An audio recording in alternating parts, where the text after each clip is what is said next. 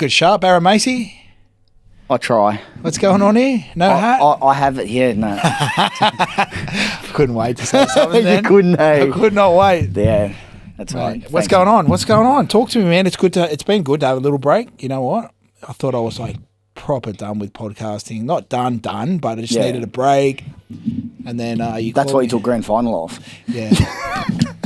Just needed a few weeks to get my head back together, and I'm back. I'm a killer at the moment. Can I say you are looking sharp? You're looking fucking feeling good. I'm taking heads, not scalps, heads. Heads. When I get in this like OCD training mode, like we've been going hard, man.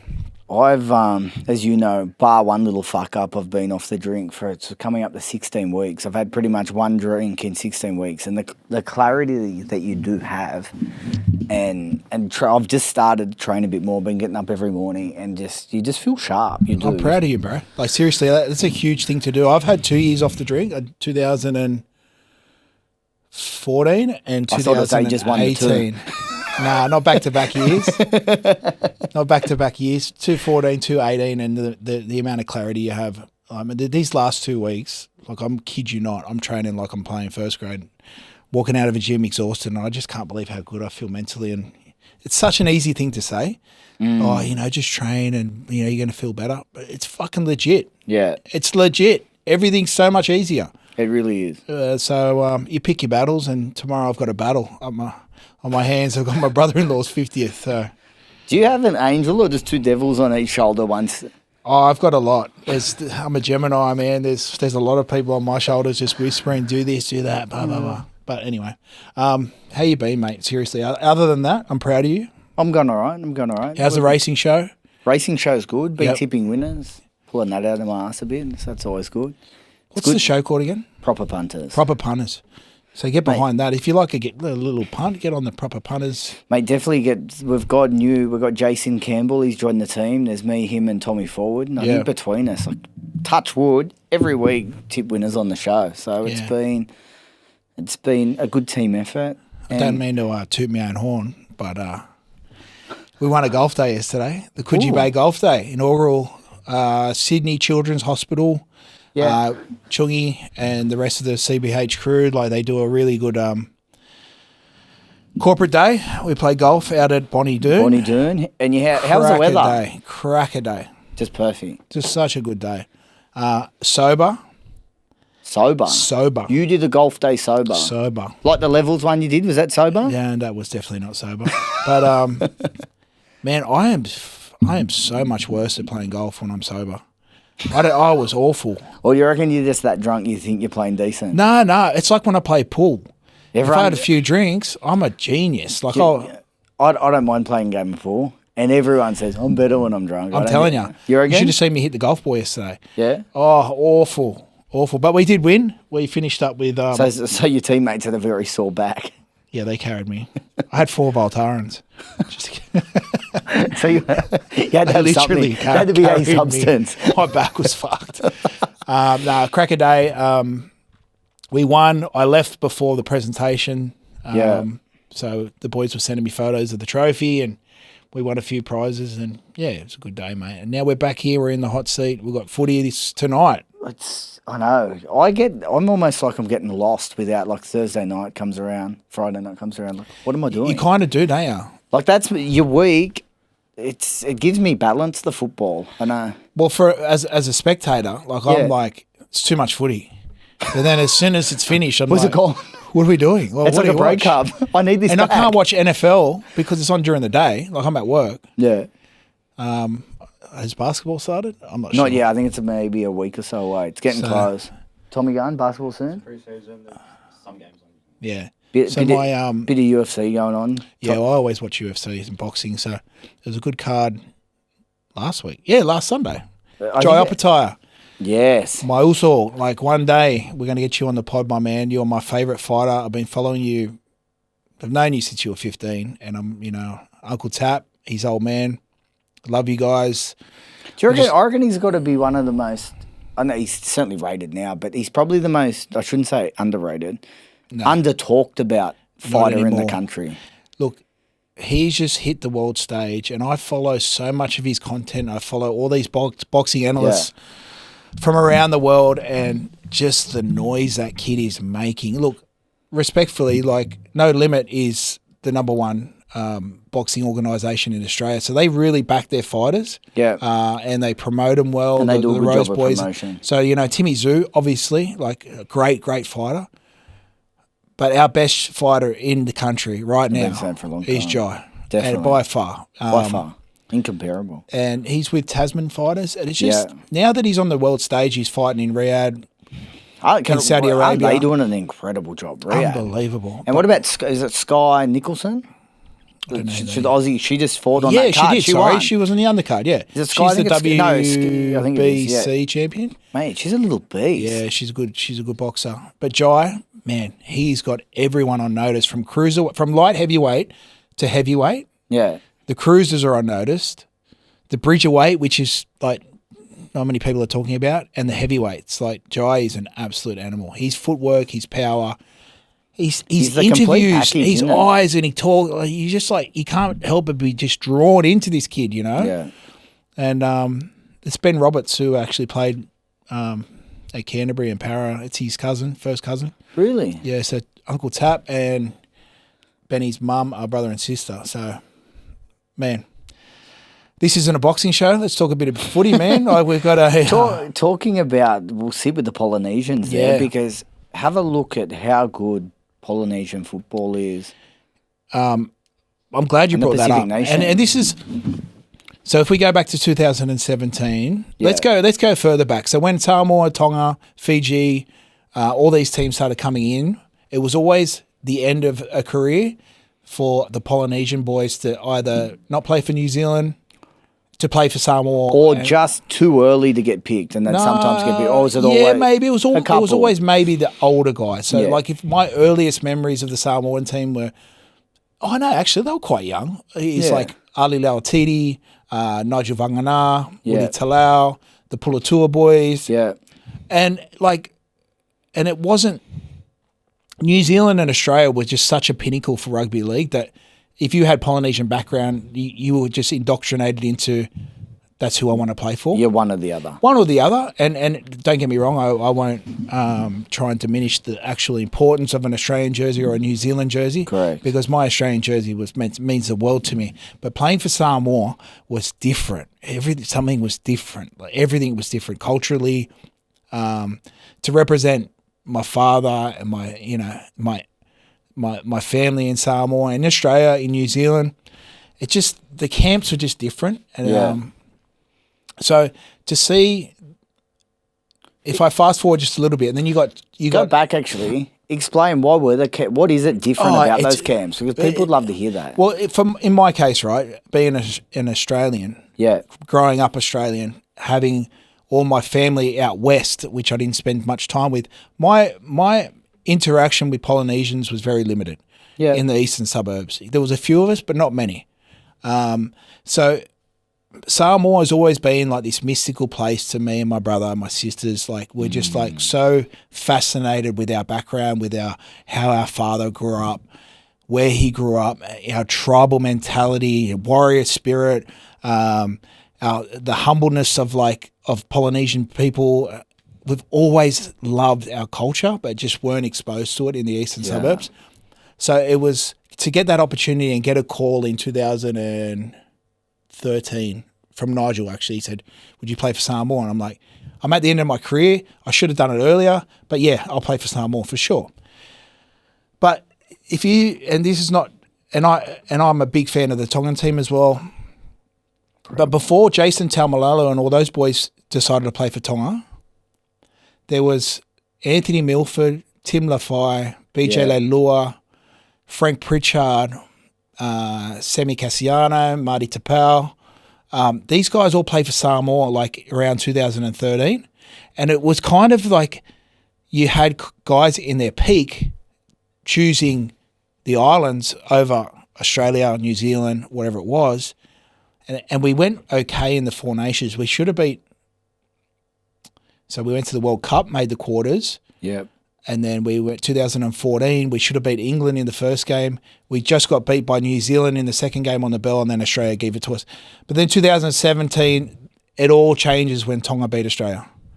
It all changes for Polynesian Rugby League. You got to remember, 50% of the NRL are Polynesian or Indigenous. Yeah. That's a huge chunk of the NRL, right? Massive chunk. And then you think 2 years ago when Samoa made the World Cup final, the whole world, Polynesian community got behind the Samoan team. The Rock was giving shout-outs. It was like the most incredible thing. Like it's the best. It's huge. And there's such a big Polynesian community in Australia, in New Zealand, in the States. Like I'm just thinking ahead. Like there's opportunity for Volandis to get on the back of this Polynesian surge.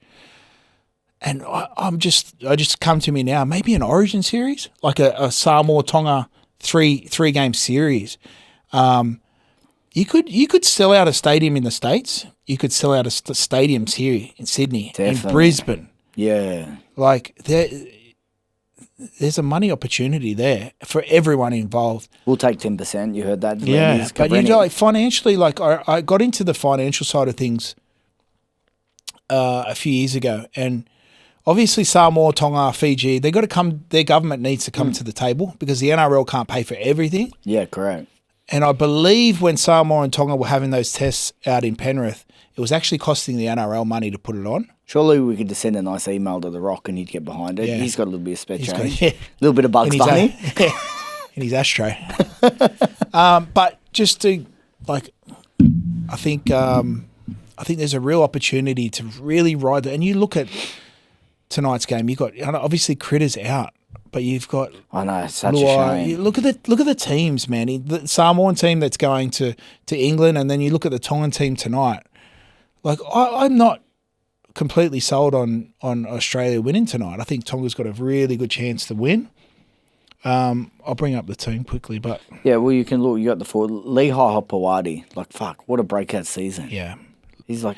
Starting fullback, right? Starting fullback is awesome. You got Toops at wing with Sione Katoa. Like, both of them had very solid seasons. Moses Suli, Alamoti. Yeah, man. You look at the back line for both teams, And then you look Adam Fanua Blake, like wow. Like Kafusi. Probably the best runner in the game, besides Payne Haas. Yeah. Fus, Olakawatu, Katoa, Tamalolo. Man, bro, this is a game. And like 10 years ago, you would never look at a game and go 50-50 or 60-40. You'd go 70-30, 80-20. Yeah, it was like just 90-10 all the time. 90-10, right? Like, no, these games were Australia. They might go okay for 15 minutes and Australia blows them off the park. Man, this is a game. This is a genuine football team. Like they have been for a while. It's just, definitely. How do we keep these Polynesian boys... like keep up with their rugby league, like give them more tests to be able to compete with the Australia, with the New Zealand, like maybe around the Anzac test when you have Australia, New Zealand. Like I know we haven't had one for a while, I believe, but maybe bring in a Samoa Tonga test there. Like Fiji and Cooks, PNG, they're kind of just below. They're still below. They're still just below, not far. Not as far. But this Samoan and Tongan side is really... And the fact that, as you said, like all these boys are pledging allegiance there now. It's funny because like Tonga and Samoa, pretty much we're the same people, right? We've interacted, we've migrated together for hundreds, thousands of years. We've had different kings marry into the royal family there, and it's so much history behind Tonga and Samoa. Tonga ruled the Pacific for a period. There was the Kingdom of Tonga, so they ruled Fiji, Samoa, all the islands around. Just to give you a little history lesson, but we are the same people. There's a lot of, but it's funny when Samoa and Tonga play. We always say, they're our brothers, but when we play, it's like bragging rights for the next year. Yeah, we're tribal warriors, man. Like we want to win that game. There is so much passion between these two islands. We love each other. When game day, when it comes to competition, it's on like Donkey Kong. It's like Nah, you ain't my brother. We might be just separated by a little piece of Pacific Ocean, but it's just the way it is. And people, like, if anyone's listening that is Polynesian, they get it. Like, it's like, I don't want to lose to Tonga. But I'm like, tonight. But that's why I like the state of origin, because it's like Australians, it's New South Wales, Queensland. That's my point. It's like this is origin. Like a Samoa Tonga game is origin. It's because they're brothers off the field and hate each other on. Like 100%. That time of year, I hate all Queenslanders. Like it's just as a spectator, you just sit there and say, just that time of year, or also okay, maybe a little bit more. Except when you're on a Goldie trip. Yeah, man. Look, this is an intriguing game. Big game. We've given all the power, obviously, all the talking at the moment. But let's actually have a talk. Mitchell Moses. There's the question is, if he stamps him, if he's like puts on a real clinic here, does that help him cement that Blues jersey? Oh, for sure. For sure. Man, let's hypothetically put things in perspective now, right? Because obviously, let's just say everyone's fit next year. Yeah. It's a headache, isn't it? Yeah. It's a massive headache. Well, you can't. Good headache to have. Good headache to have. It depends. Would you ever play them together? I think Mitch. I don't think Luai deserves to lose his spot. I think he's been unbelievable. So it's almost like you've got three of the New South Wales have the three best halves to pick from. Yeah. DCE's 34, 35 now. Benny Hunt 34, 35. Munster. Money. Forgot about our man Money. He's good, man. Fuck, he's good. Fuck, he's good. Especially in those big games. We've got the three youngest in form. Correct. And if you include Money there. Yeah. But wow. I don't even want to comment on that situation yet. It's a hard situation because I'm not worried, but Mitchy Mose has been out for a while, hasn't played footy for a long time. He carried that injury at the back end of the year, so he hasn't played a lot of footy. And then he's coming back into a test. Obviously, Tommy did, and you know what you're going to get from Tommy Did. You know what? I've been so impressed with Tommy Did. He's so good. He's just such a genuine. Do you think we're lacking a little bit of maybe creativity in the team? Potentially. Like you've got no Munster, you've got no DCE. I'm surprised DCE still missed out, man. Are you? Changing the guard? Yeah, changing the guard. Actually, I'm not. I retract that comment. You retract that statement? Sustained? Yeah. No, he's 18th, man. Yeah. I like Hudson Young. Well, what about, there's talk about Teddy not being picked. Fuck it. Surely there's a spot in the squad for him. Yeah.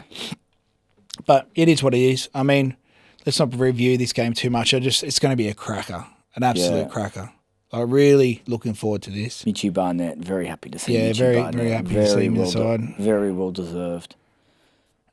I'm a big fan of Hudson Young as well. Big fan of Hudson Young? Yeah.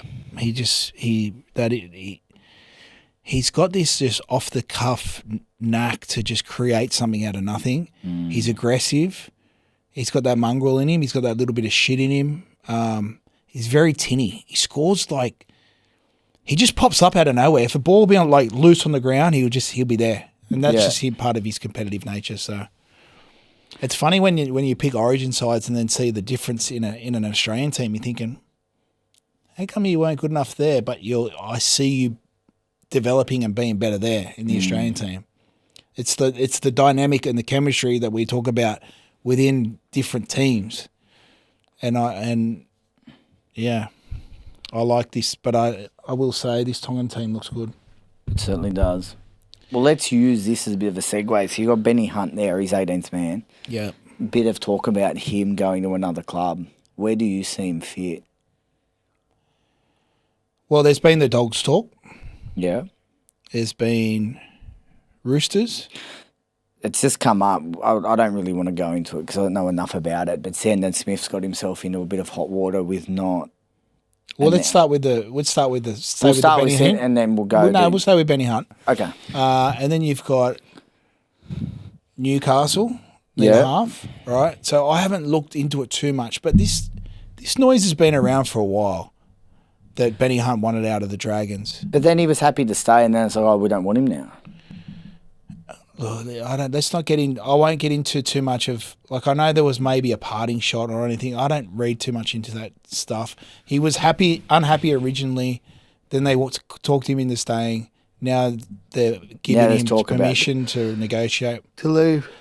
The Dogs, I don't think with what the club is building is needed to spend money on Ben Hunt that's 34, 35. His experience, and this is not to shit on him as a player. I respect his game and I respect him as a person, as everything. But I just think it could unsettle the group a little bit. Yeah, okay. And what I mean by that, like Sexton, I think he does need some developing. He needs some work. Yeah. And you've got the young Woods kids coming through. But with what you've got with the dynamic of the group right now, I don't know Ben Hunt personally. Just keep it the way it is. I don't think we need to bring him in. So, as a former Dog, you're saying no to Ben Hunt? If he was 30, I wouldn't. Yeah. You know what I mean? He's like my age. He's 34. He's old. 34, 35. Well, in rugby league years, that's old. It's that's like dog old, years. 100%. Every 7 years older than what you are. So, I mean, it's just, I just think with what's building at the club, the personnel, the dynamic, the chemistry, the bond, I just don't unsettle it. Just leave it, all right? That's how I feel about Canterbury. Roosters could use him. We'll get into that. They could definitely use another half. Walker's going to be out with his knee. Sandon Smith could be in a little bit of trouble. We won't get into that just yet. I think the perfect fit for Ben Hunt right now is Newcastle. What about okay. Why Newcastle? I just think I think he'd be good for Kalen. I don't think Crossland's a half. Yeah. You've got Cotter there. Yeah. So I just think everything aligns better for him at the Knights, in my opinion. Like, regardless of money and all that sort of jargon, I don't know how much money is in the cap, but I just think best fit for everyone is, for Ben Hunt especially, is Newcastle. What about a team like the Tigers? I wouldn't look. They've got so much work to do, and I say this respectfully again about the Tigers. They've got so much work to do. I just don't think, as a 34, 35-year-old, you want to go to a club, finish your career, that are just they've got a rebuilding phase, and they've got to do that with Jerome. I think Newcastle can go from a 8th to maybe a 5th or 6th place team with Ben Hunt there. Yeah. But at the end of the day, for Ben Hunt, he won't be at the Dragons. I think there's just too much water under the bridge. Over the bridge? Under the bridge. Under the bridge. There's just too much water under the bridge now for... I hope I use that in the right context for him to go back to the Dragons. Yeah, I definitely think... I don't know what's going on the Sandon Smith thing, but Roosters certainly need someone at least for 12 months. Yeah. Well, they do. And I know you want me to dive into your Roosters, but they definitely need an older head. Yeah. Losing Jared to Super League now is huge. I'm really concerned for the Roosters next year. So they've lost something that's like 900 games of experience with the players that are leaving. There you go. Explain that. You don't need to dive in as a Roosters. What's that dynamic like? Even aside from the game, during training, what's the difference? What's the difference that you feel? I felt when I always had older players around, more experienced players around, even if I was sort of maybe just younger than them, or played just around amount, thereabouts the same amount of games, I'd feed off the experience of that player. Yeah. Like, they'd set standards and to go, okay, look, you got to set a standard here. These guys are showing the younger guys how to do it. Like, there is so much, like, any experience is invaluable. It's like, you got to have these father figures. I know, always beat them. You got to have someone around that's like you look up to, and they've got, their family, they've got kids, they just got their life in order. You need, you know what I mean? Like, you need these people around the club. You do. So, like, in rugby league years, Ben if we're talking about Benny Hunt here, like someone like him would be great for the Roosters. For that calming head in big moments. Yeah, and they've just got so I just that's all I got for you on that one. You know what it is as well? Do you reckon you'd learn, and I only obviously know it from playing like park footy and tag and things, but you learn how to like rest. You learn how to take shortcuts. Yeah. But that's why you play park. Yeah, exactly. Shortcuts. And had the body of a 12-year-old girl. Still do.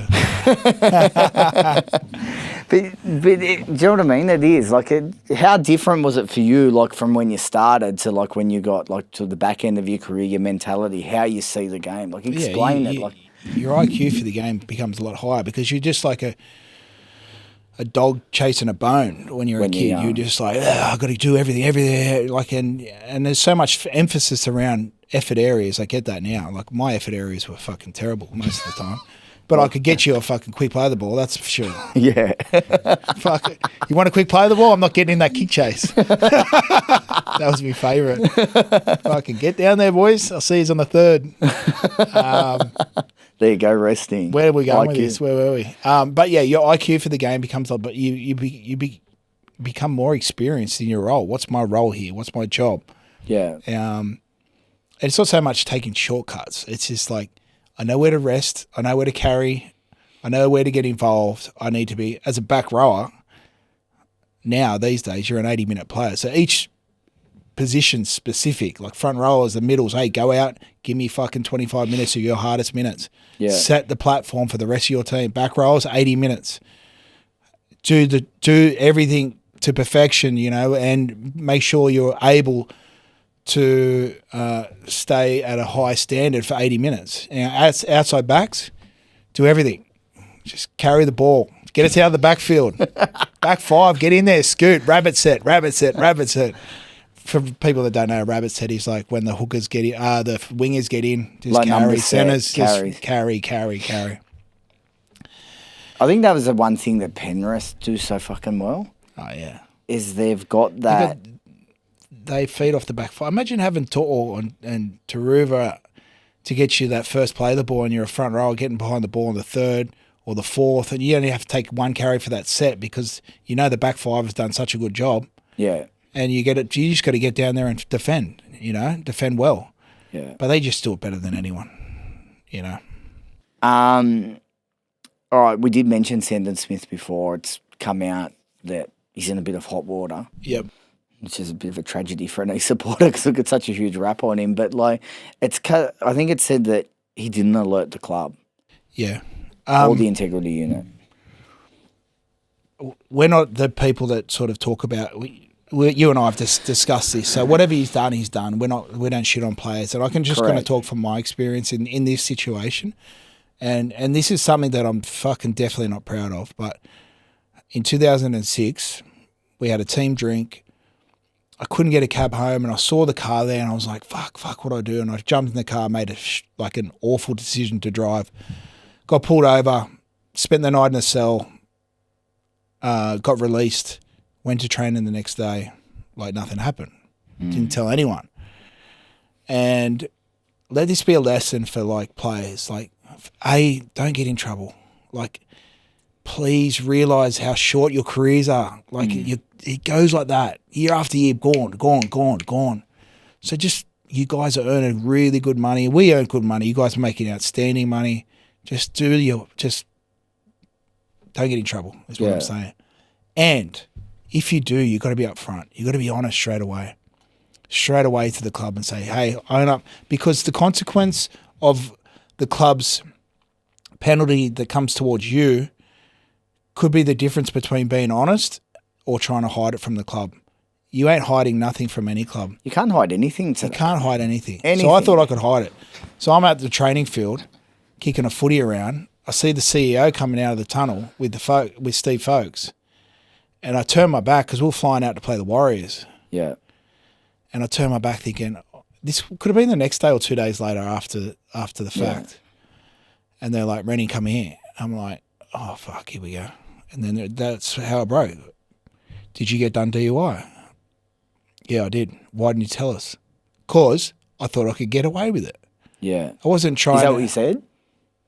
I might have been honest. Yeah. I tried to get away with it. Yeah. But Ray Hadley rang the CEO live on radio and said, what are you going to do about your player getting done DUI? And he had no idea about it. So I just embarrassed the CEO, I embarrassed the club, I embarrassed myself, and I could have fucking killed someone or myself in the car being drink driving. So I actually got done DUI once, and it's one. There's not many things I regret in life. That was one of them. Man, I drive like a little old lady now. You should see me drive. Like I won't go over the speed. I'll be 5 kilometres under the speed. Then I'm like those annoying bike riders you see on the road behind the wheel. I can just see you in a cycling gear. But in the car, like people are trying to overtake me, but I'm just like, man, I'm cruising. Leave me alone. So, without talking about Sandon Smith and the situation, I think there's a lesson there for all our boys. Is just don't get in trouble for starters, but do your best not to get in trouble. But if you do, don't even do your best. Don't. Well, don't. Yeah. Don't get in trouble. Don't fuck up. Your careers are so short. Man, if I could, I'd do anything to go back and play in this day and age now, and I'd take back all my fucking mistakes in a heartbeat. That's a good thing. It's easy to say that in hindsight, and Yeah. And I think the issue is that this is where I obviously grew up around a lot of mates, like as I said, played footy, and grew up around a lot of blokes that played first grade, and people shit on. Like when any NRL player, any guys I've known shit on NRL players, they fucked up, they're idiots, they're this, they're that.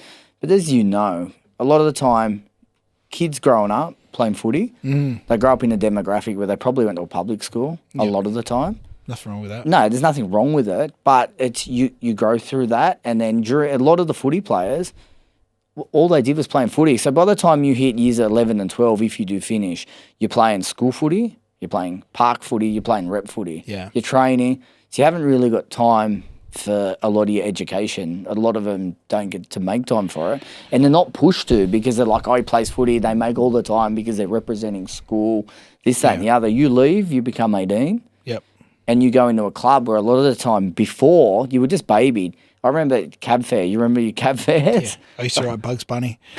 And we used to get them off the club and write Donald Duck. Yeah. And you had cab fares. Yeah. So as like people that don't play footy or go on to play professional footy or professional sport, you learn to grow the fuck up when you leave home, get a job, have to do all these things. But a lot of these people, when they play footy, they don't have to do that because they're babied in a certain way or they're looked after. So because all they need to do is focus on their job. Yeah. So a lot of the time they used to miss out on a lot of these life skills that you do need. And then they've got the pressure of, hang on, you're an idol to these people, but really you're just a young guy playing football.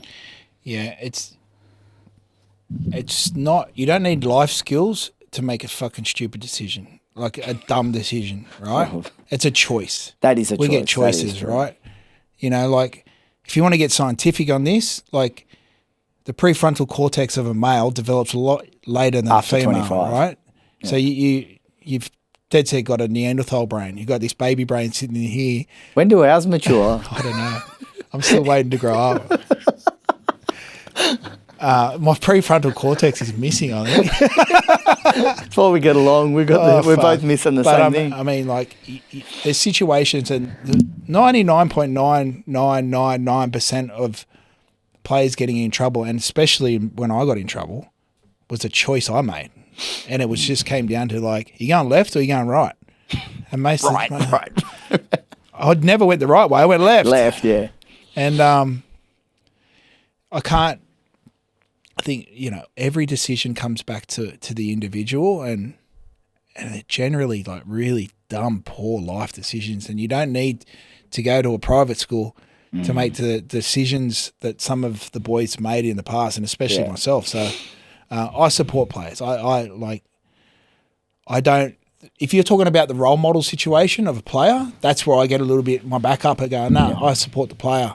Like they've come through. You've just talked about they might come out of the development of a footballer from school into just straight into a squad, and then they might be a star, and then you go, role model, be a role model. What? I grew up playing footy, the game I love. You want me to be a role model? Yeah, exactly. I'm not a role model. My parents are my role models, not Professional athlete. It's like when people look at, I'll give you an example, like Mike Tyson, like he had $100 million, he blew it. He was this street thug that was doing armed robbery, became this freak of an athlete, got thrown so much money, had all these shit people around him. How the hell was he meant to go, you know what, I'm going to sit back and make smart investments? Yeah. He was doing armed robbery at 14. Yeah, exactly. So that's an extreme example. That is a very extreme example. I'm putting you. But I mean, like, that's what I'm saying. Like, of course, like the role model situation, I get my back up a bit about that with players because I support the player. Yeah. Because a lot of these players you don't ask for it. This is where I'm going to go against my own thing now. I'm starting to think shit going. No, you did. No, hang on. Yeah, hang on. Go sit there and answer my own questions. But then again, you did ask for it. You wanted to play first grade. This is what comes with the game. It didn't come with the game 20 years ago, 30 years ago. You played first grade. You're on TV. Everyone everything was kept under wraps. If anyone fucked up off the field, it was kept. But now the game's so professional. There's so much money involved. 100%. You did ask for this. This is what you wanted. You got to live with the consequence of being a role model. So I've just gone against my whole fucking narrative on the thing, but it's true. There's so much money invested into the game, so much science, so many eyeballs. It's just you're either all in or you're not. That's it. Right? You're either all in or you're not. Don't have one foot in, one foot out.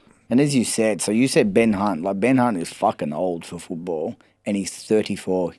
In the real world, you're young. Like, you've just come out of being a child. Yeah. Like, really. Like, 4 years ago, you've started to really be noticed as an adult. And now you're seen as be old, like in football. So in sport, it's different. You're at the pointy end of your career. So, yeah. Where are we going with all that? I don't know. It's good. It's good chat. I appreciate it, but it's funny because my being 42 now, I think about 40 what? No, 42. Fuck, 43, 42 and a half, nearly. Anyway, but being an older person, I get back. I sometimes put my mentality into my younger self and say, "Oh, but you couldn't put this pressure on me, blah blah blah." And I think, no, you can because you wanted that. Correct. You wanted this pressure. You asked for it. And now, when I think in today's game, I start thinking, I need to back the players like the way I did. And I'm like, nah, boys, reality check. You wanted this. You signed up for this. This was what comes with the game now. This is what comes with social media. This is what comes with pressure. Yeah. This was with comments. Like, you're either in or you're not. Yeah. So, enough about the neg. Let's get into, let's look forward to tonight. Look forward to tonight. Who's your player from each team to stand out? Ooh. I'm going to go with anytime try score. Can I give a couple of them out? Yeah. I'm going to go Turbo to score. Turbo to score. Tommy Turbo, and I'm going to go with Fanua Blake to score. Fanua Blake to score. Yep. Bit of value there. Yep.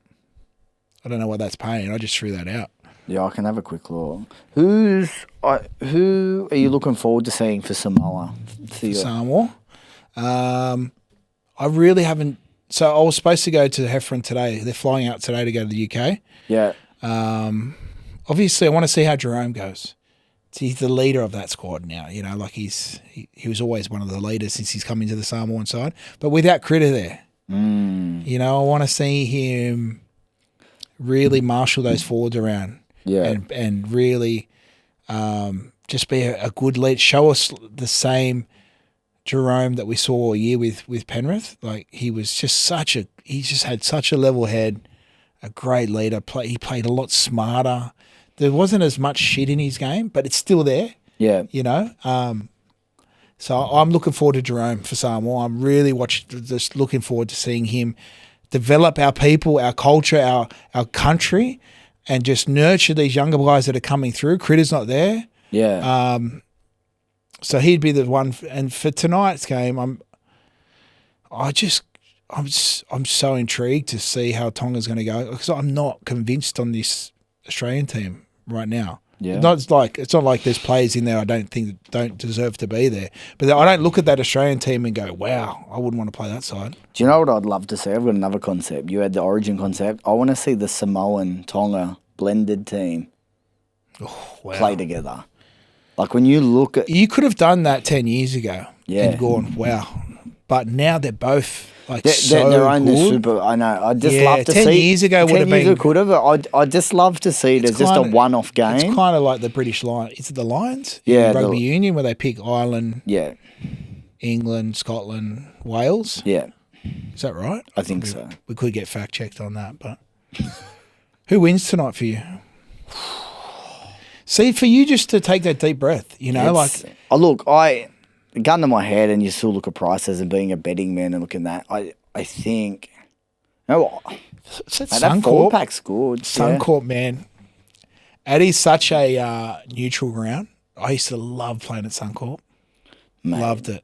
There was never ever an advantage for Brisbane when we played there, because everyone you'd run out at Suncorp, and the crowd's on top of you, and it was like there's not much of a home. And how many ground Polynesians advantage. are up there, mate? There's that many high rise going over. You got Logan. Is it Woodridge? Heaps. Ipswich. Power. Like you, we played for Kenzo, and I played at Kenzo. It was just an all Polynesian side, and I reckon 90% of my team were scaffolders.